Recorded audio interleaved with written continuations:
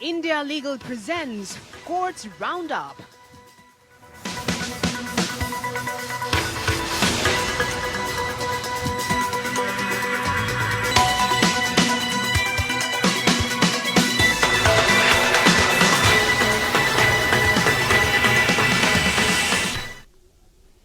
नमस्कार, आप देख रहे हैं हमारी खास पेशकश कोर्ट्स राउंड अप। मैं हूं आपके साथ रेशु त्यागी। इस बुलेटिन में अगले आधे घंटे हम आपको कोर्ट से जुड़ी तमाम छोटी बड़ी खबरों से रूबरू करवाएंगे। कोर्ट की कार्यवाही और सुप्रीम कोर्ट से लेकर हाई कोर्ट और लोअर कोर्ट तक के फैसलों को आपके सामने रखेंगे। लेकिन आगे बढ़ने से पहले एक नजर डाल लेते हैं हेडलाइंस पर। इस कार्यक्रम के प्रायोजक है डॉक्टर ऑर्थो आयुर्वेदिक ऑयल और कैप्सूल। अब दर्द भी घुटने टेकेगा।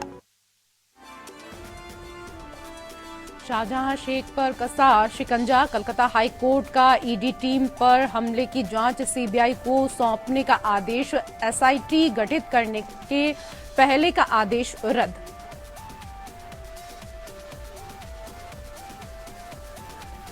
माओवादियों से कथित संबंध मामले में जीएन साईबाबा बरी। बॉम्बे हाई कोर्ट से 5 और को भी मिली राहत। इससे पहले भी सुप्रीम कोर्ट ने हाई कोर्ट के बरी करने के आदेश को किया था रद्द। आदेश को महाराष्ट्र सरकार ने सुप्रीम कोर्ट में दी चुनौती।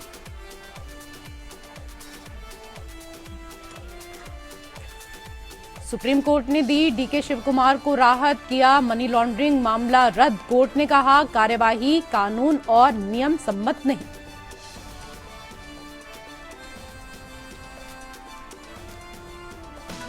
India Legal presents Courts Roundup.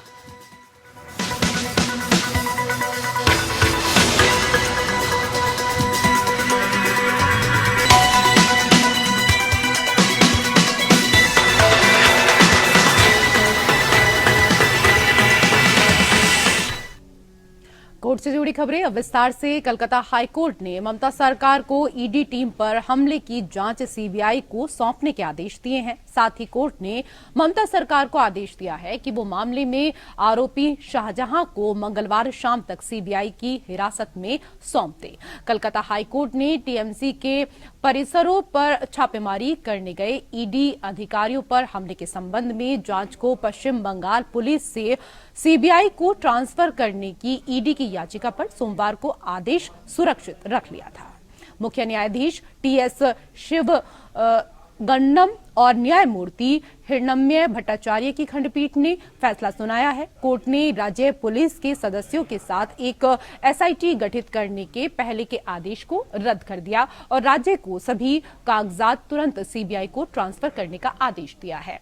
High court के आदेश के बाद अब नजात पुलिस स्टेशन और बोनगांव पुलिस स्टेशन में दर्ज तीनों मामलों को सीबीआई को सौंपा जाएगा। ईडी अधिकारियों पर हमले के मामले में हाईकोर्ट ने एसआईटी को बर्खास्त कर दिया है।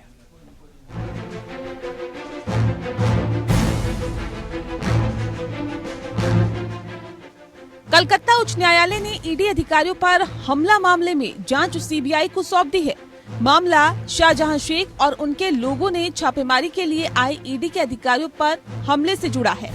हाईकोर्ट ने बंगाल पुलिस को शाहजहां और मामले से जुड़ी सभी सामग्री सौंपने के लिए मंगलवार शाम तक का समय दिया। मुख्य न्यायाधीश टीएस शिवगन्नम की अगुवाई वाली हाईकोर्ट की पीठ ने सीबीआई और राज्य के पुलिस अधिकारियों की एक विशेष जांच टीम गठित करने के पहले के आदेश को रद्द कर दिया और मामले को केंद्रीय एजेंसी को सौंप दिया है। महाधिवक्ता किशोर दत्ता के आदेश पर 3 दिन के लिए रोक लगाने की मांग की, जिसे खंडपीठ ने अस्वीकार कर दिया। शाहजहां शेख 5 जनवरी से ही फरार रहा था, जब प्रवर्तन निदेशालय के अधिकारियों की एक टीम पर छापे के दौरान उनके समर्थकों की भीड़ ने हमला कर दिया था।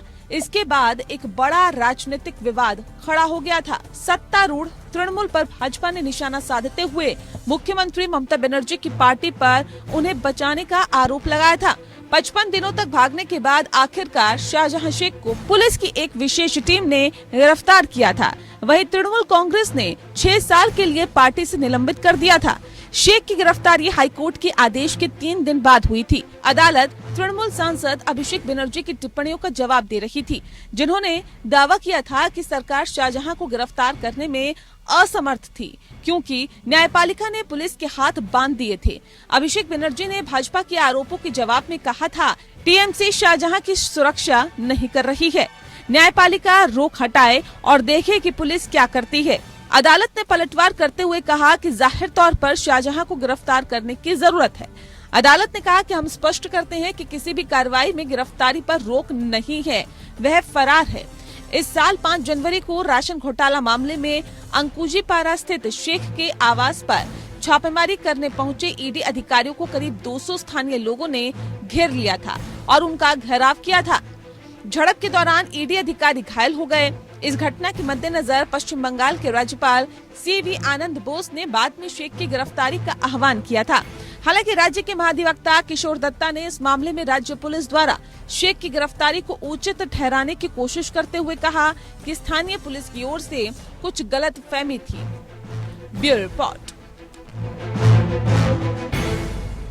बॉम्बे हाईकोर्ट की नागपुर पीठ ने दिल्ली विश्वविद्यालय के पूर्व प्रोफेसर GN साई बाबा और 5 और लोगों को बरी कर दिया है। उन्हें गढ़चिरौली कोर्ट ने 2017 में दोषी करार दिया था और वो उम्र कैद की सजा काट रहे थे। जस्टिस विनय जी जोशी और जस्टिस वाल्मीकि SA की खंडपीठ ने यह फैसला सुनाया। इससे पहले हाईकोर्ट ने न्यायालय ने 14 अक्टूबर 2022 को प्रोफेसर साई बाबा को बरी कर दिया था, लेकिन बाद में सुप्रीम कोर्ट ने इस फैसले को रद्द कर दिया था और मामले को नए सिरे से सुनवाई के लिए कहा था। फैसले के खिलाफ महाराष्ट्र सरकार ने सुप्रीम कोर्ट का दरवाजा खटखटाया है।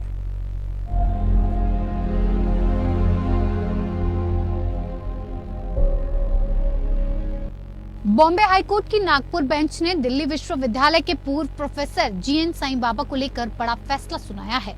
पीठ ने GN साई बाबा समेत 5 अन्य को माओवादी लिंक के एक कथित मामले में बरी कर दिया है, साथ ही उनकी उम्र कैद की सजा को रद्द कर दिया है। बॉम्बे हाईकोर्ट की नागपुर पीठ ने UAPA के तहत माओवादी समूहों के साथ संबंध का आरोप लगाने वाले एक मामले में GN साई बाबा और 5 अन्य की सजा को पलट दिया है। GN साई बाबा और उनके सह आरोपियों को 2014 में माओवादी गुटों से जुड़े होने और भारत विरोधी गतिविधियों में शामिल होने के आरोप में गिरफ्तार किया गया था। सुप्रीम कोर्ट के निर्देशों के बाद पिछले साल सितंबर में पीठ ने अपना फैसला सुरक्षित रख लिया था। GN साई बाबा और उनके सह आरोपियों को 2014 में माओवादी गुटों से जुड़े होने और भारत विरोधी गतिविधियों में शामिल होने के आरोप में गिरफ्तार किया गया था। आरोपियों ने सजा के खिलाफ अपील दायर की थी। अब साई बाबा, हिम मिश्रा, महेश तिर्की, विजय तिर्की, नारायण सांगलकर, प्रशांत राही और मृतक पांडु नरोटे को बॉम्बे हाईकोर्ट की नागपुर बेंच ने बरी कर दिया है। साई बाबा, महेश तिर्की, हिम मिश्रा और प्रशांत राही को उम्र कैद की सजा सुनाई गई थी, जबकि विजय तिर्की को 2017 में एक विशेष अदालत ने 10 साल जेल की सजा सुनाई थी। विजय जमानत पर बाहर था, जबकि नरोटे की पिछले साल स्वाइन फ्लू से संक्रमित होने के बाद जेल में मौत हो गई थी।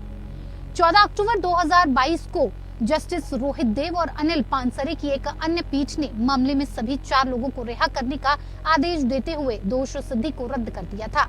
अगले दिन हाईकोर्ट के फैसले पर रोक लगाने की मांग करने वाली राज्य सरकार की याचिका के आधार पर जस्टिस MR शाह और बेला M त्रिवेदी की पीठ के समक्ष सुप्रीम कोर्ट में एक विशेष बैठक आयोजित की गई। सुप्रीम कोर्ट ने उसी दिन नागपुर पीठ के आदेश को ये कहते हुए निलंबित कर दिया था। इसके बाद अप्रैल 2023 में सुप्रीम कोर्ट ने साई बाबा और अन्य को आरोप मुक्त करने के बॉम्बे हाईकोर्ट के आदेश को रद्द कर दिया और मामले को एक अलग पीठ द्वारा नए सिरे से तय करने के लिए हाईकोर्ट में वापस भेज दिया। सुप्रीम कोर्ट ने 4 महीने के भीतर सुनवाई समाप्त करने का निर्देश दिया था। साल 2014 में नक्सलियों से संबंध मामले में साई बाबा की गिरफ्तारी हुई थी।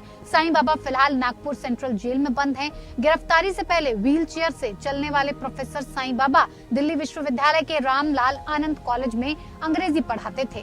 जांच एजेंसियों के अनुसार वो छत्तीसगढ़ के अबुजमाड़ के जंगलों में छिपे हुए नक्सलियों और प्रोफेसर के बीच एक कुरियर के रूप में काम कर रहे थे। GN साई बाबा और उनके सह आरोपियों को 2014 में माओवादी गुटों से जुड़े होने और भारत विरोधी गतिविधियों में शामिल होने के आरोप में गिरफ्तार किया गया था। पिछले साल दिल्ली विश्वविद्यालय के पूर्व प्रोफेसर जीएन साईं बाबा और अन्य को बरी करते हुए बॉम्बे हाईकोर्ट की नागपुर खंडपीठ ने कहा था कि जब 2014 में निचली अदालत ने अभियोजन पक्ष के आरोप पत्र का संज्ञान लिया तो उस समय साईं बाबा के खिलाफ यूएपीए के तहत अभियोजन चलाने की मंजूरी नहीं दी गई थी। यूएपीए के तहत वैध मंजूरी न होने के कारण निचली अदालत की कार्यवाही अमान्य है और इसीलिए निचली अदालत का ये आदेश रद्द किए जाने के लायक है। मामले में पहले गिरफ्तार 5 आरोपियों के खिलाफ 2014 में यूएपीए के तहत अभियोग चलाने को मंजूरी दी गई थी और साईं बाबा के खिलाफ इसकी अनुमति 2015 में दी गई।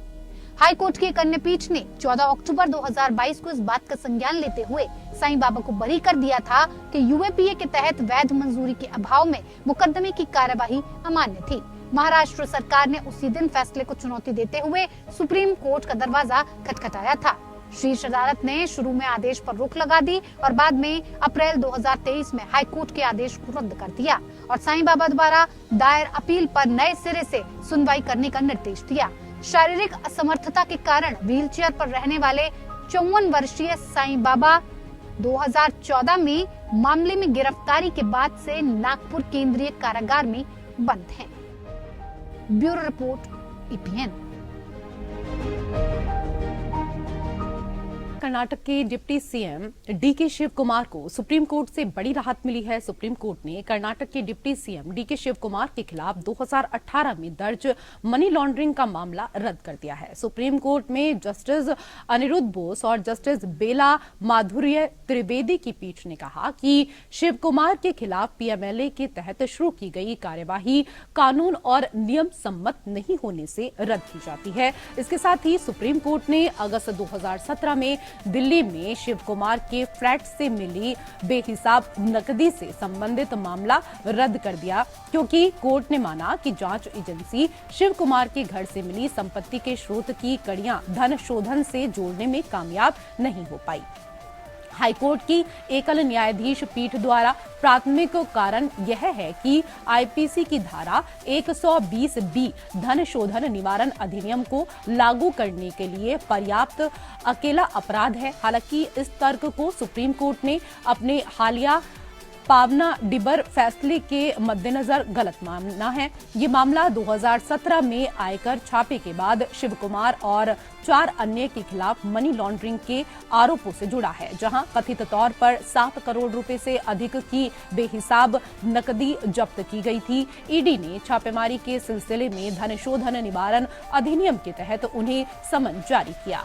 अगस्त 2019 में कर्नाटक हाई कोर्ट ने केंद्रीय एजेंसी का समन बरकरार रखते हुए शिव कुमार और अन्य की याचिका खारिज कर दी थी। इस आदेश के खिलाफ याचिकाओं की सीरीज में नोटिस जारी करते हुए सुप्रीम कोर्ट ने उसी वर्ष अक्टूबर में अपीलकर्ताओं को दंडात्मक कार्रवाई से संरक्षित किया। नवंबर में सुप्रीम कोर्ट ने अपने ऐतिहासिक मामले में कहा था कि भारतीय दंड संहिता की धारा 120B तभी अनुसूचित अपराध बनती है जब साजिश किसी ऐसे अपराध को करने के लिए निर्देशित की जाती है जो अन्यथा अनुसूचित है। इस फैसले का संदर्भ देते हुए सुप्रीम कोर्ट ने आज डीके शिव कुमार और उनके सहयोगियों की अपील स्वीकार कर ली। कर्नाटक हाईकोर्ट का फैसला रद्द कर दिया और उनके खिलाफ पीएमएलए के तहत शुरू की गई कार्यवाही रद्द कर दी।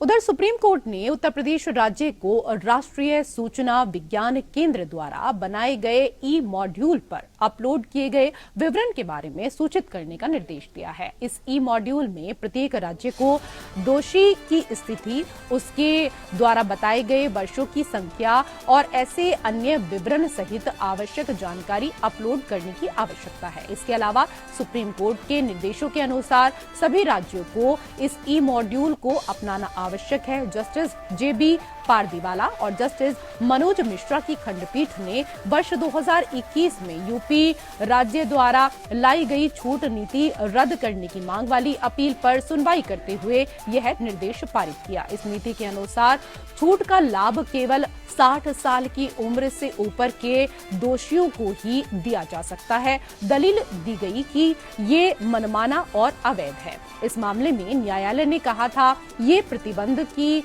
आजीवन कारावास की सजा पाने वाला व्यक्ति 60 वर्ष की आयु प्राप्त करने तक समय से पहले रिहाई के लिए पात्र नहीं है, जिसे 28 जुलाई 2021 की नीति द्वारा पेश किया गया 27 मई 2022 के संशोधन द्वारा हटा दिया गया। इसलिए समय से पहले रिहाई का कोई भी मामला नहीं होगा, उस आधार पर खारिज कर दिया जाएगा।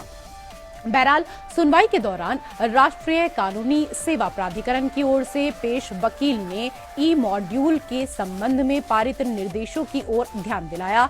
वकील ने आगे बताया कि सभी राज्यों ने निर्देशों का पालन करना शुरू कर दिया है। हालांकि अंतिम स्थिति अज्ञात है। इसे देखते हुए सुप्रीम कोर्ट ने राज्य को ई मॉड्यूल पर अपलोड किए गए विवरण प्रस्तुत करते हुए हलफनामा दाखिल करने का निर्देश दिया। कोर्ट ने अपने आदेश में कहा, ऐसी परिस्थितियों में हम उत्तर प्रदेश राज्य को एनआईसी द्वारा तैयार किए गए ई मॉड्यूल पर अब तक अपलोड किए गए विवरण प्रस्तुत करते हुए हलफनामा दाखिल करने का निर्देश देते हैं।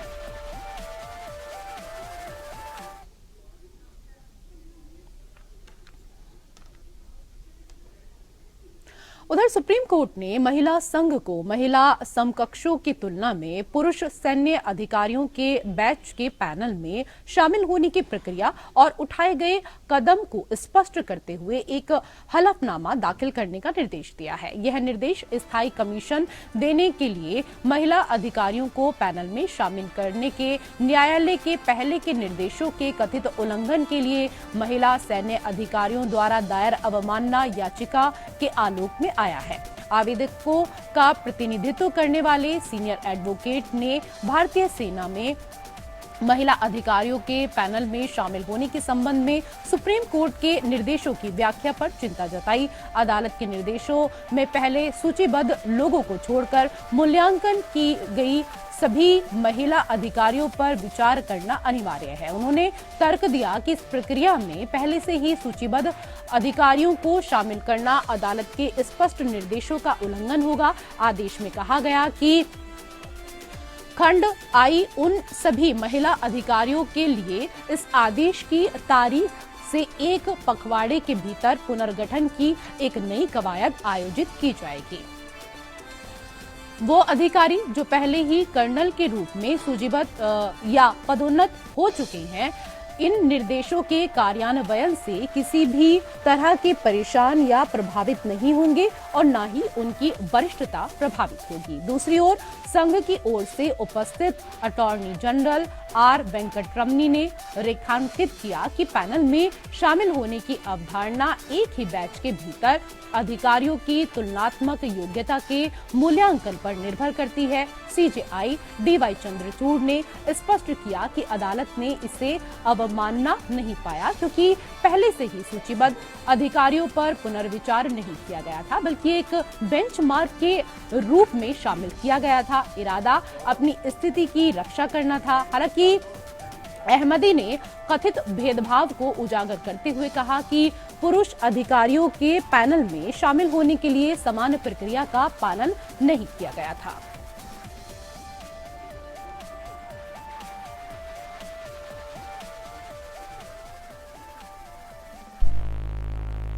और उधर कलकत्ता हाईकोर्ट के पूर्व जज जस्टिस अभिजीत गंगोपाध्याय ने भारतीय जनता पार्टी में शामिल होने के अपने फैसले की घोषणा की। इसके साथ ही उन्होंने कहा कि बस कुछ और गिरफ्तारियां होने की देर है, राज्य में सत्तारूढ़ तृणमूल कांग्रेस पूरी तरह बिखर जाएगी।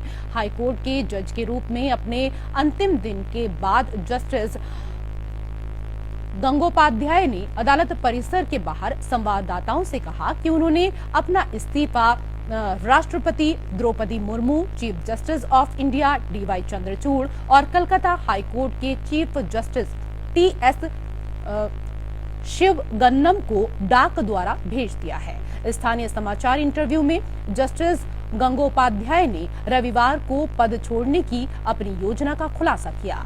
कलकत्ता के साल्ट लेक स्थित अपने आवास पर आयोजित प्रेस कॉन्फ्रेंस के दौरान उन्होंने राजनीतिक क्षेत्र में परिवर्तन की अपनी भविष्य की योजनाओं की घोषणा की। इससे पहले उन्होंने आगामी लोकसभा चुनाव लड़ने के लिए अपने राजनीतिक संबंधिता या इरादों की पुष्टि करने से परहेज किया था। उन्होंने भारतीय जनता पार्टी, भारतीय राष्ट्रीय कांग्रेस या भारतीय कम्युनिस्ट पार्टी, मार्क्सवाद जैसी प्रमुख पार्टियों में शामिल होने के लिए खुलापन व्यक्त किया। उन्होंने घोषणा की कि वो 7 मार्च को बीजेपी में शामिल होंगे, ये दावा करते हुए कि यह राष्ट्रीय पार्टी है जो भ्रष्ट तृणमूल कांग्रेस पार्टी से लड़ने के लिए प्रतिबद्ध है। उन्होंने प्रधानमंत्री नरेंद्र मोदी की अच्छे इंसान के तौर पर सराहना भी की। उन्होंने बताया कि उनकी धार्मिक मान्यताएं राज्य विहीन, धर्म विहीन, समाज की साम्यवादी विचारधारा से मेल नहीं खाती। कांग्रेस के बारे में बोलते हुए उन्होंने भारत की सबसे पुरानी पार्टी की वंशवादी राजनीति की आलोचना भी की।